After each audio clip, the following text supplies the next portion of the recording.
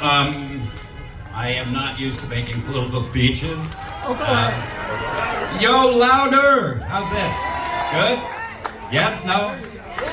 Back. Okay. Can you hear me? All right. It's my first political speech. Jim Himes and Governor Lamont do it all the time, and they stole most of my material. I worked on this speech for 3 weeks. I am going to deliver it. There will be some repeated material, bear with me. Welcome to Hate America! Woo! Woo! Okay. It's a wonder to me that how any of us keep our sanity in light of Republicans characterizing this as Hate America rally. This is the party, I remind you, who have unleashed their version of the Gestapo on our immigrant community based solely on the color of their skin, without any due process. The same people who celebrated and mocked the hammer attack and near death of Paul Pelosi in his own home.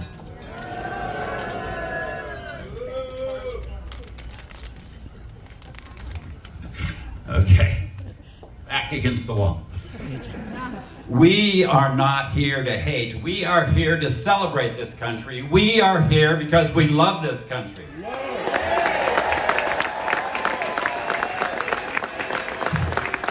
How did we get here? Personally, I grew up in the 60s and 70s. I generally fought against the country as it was. Against the war in Vietnam, against inequality. I fought for civil rights, women's rights, gay rights, disabled rights.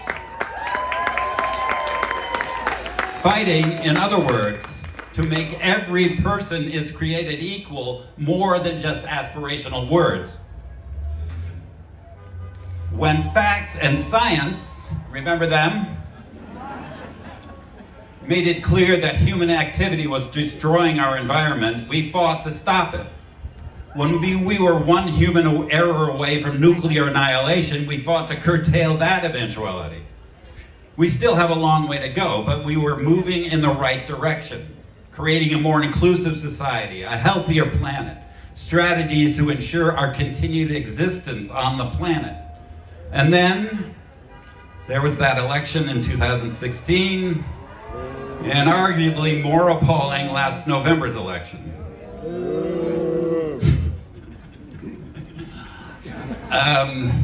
The immediate question for all of us, which continues to today, is what do we do as individuals in the face of this assault on everything we believe in? At first, like many of us, I was exhausted and resigned. I saw a lot more pickleball in my future, and possibly learning the banjo. But here is the irony.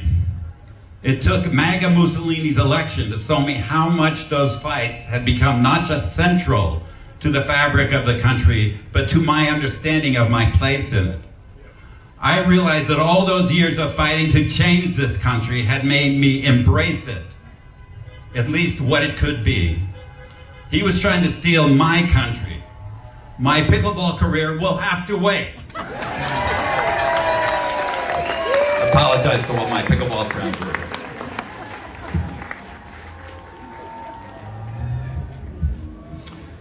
Which brings us to today's theme, small acts of courage. While I greatly appreciate the invitation to speak, I'm shaking too much to read. Don't shake. Okay, thank you. I still can't read it. I've never considered myself very courageous. As a kid, when it was clear I was going to be, move back. I was going to be in a fight, I would spontaneously burst into tears, even before punches were thrown. I never really figured out what that was about, but one thing it definitely didn't suggest was courage. As an adult, I do whatever I can to avoid confrontation of any kind. The reason I've been asked to speak today, I think, has more to do with necessity than courage. Is staying out of the fray really an option? No. Is ignoring the menace in Washington something we can afford to do? No. Absolutely not. So, my choice was, a few months ago, I joined a grassroots group, Stanford Norwalk United for Immigrants. They are still actively working to undo some of the damage that ICE has inflicted on their terrified community. Many of them are afraid to leave their homes or go to work, worried they'll be kidnapped by these masked thugs. SNUI organizes food drives. They provide transportation of different kinds, whatever it takes to repair the damage. Personally, I've chosen to join the program that accompanies vulnerable immigrants to their court hearings because ICE has been staking out the courts to kidnap people on their way to fulfill their legal obligations. Let me repeat that. ICE is staking out courthouses to grab people who are legally required to be there. And let me reassure you that these are not gang members or violent criminals. They are landscapers. They are restaurant and factory workers, house cleaners, teachers, students. Our thinking is based on the unfortunate reality that ICE would be less likely to abduct them if a bunch of mostly old, mostly white folks were there to bear witness. Unfortunately, it doesn't always work out that way. In fact, I witnessed an abduction unfold right in front of me. And I can tell you that as horrifying as it looks in videos, it's that more gut-wrenching in person. As harrowing as this work can be, though, it is also quite gratifying. Our presence provides an affirmation to the members of this community that we were repulsed by the actions of our government, that we refuse to see them as less than, and that we value them as individual human beings. I have to say that there have been very few things in my life as rewarding as safely escorting these terrified men, women, and children to and from court.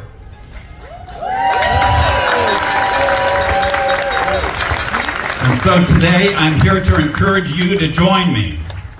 There are many, many ways to help. Sign-up materials are, there are QR codes over on the main aisle and tables right down the center aisle there.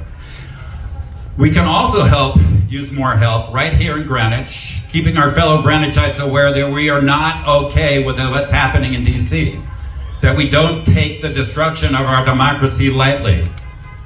Please consider joining us for our weekly protests at the intersection of West Putnam and Field Point Road every Saturday from 1 to 2.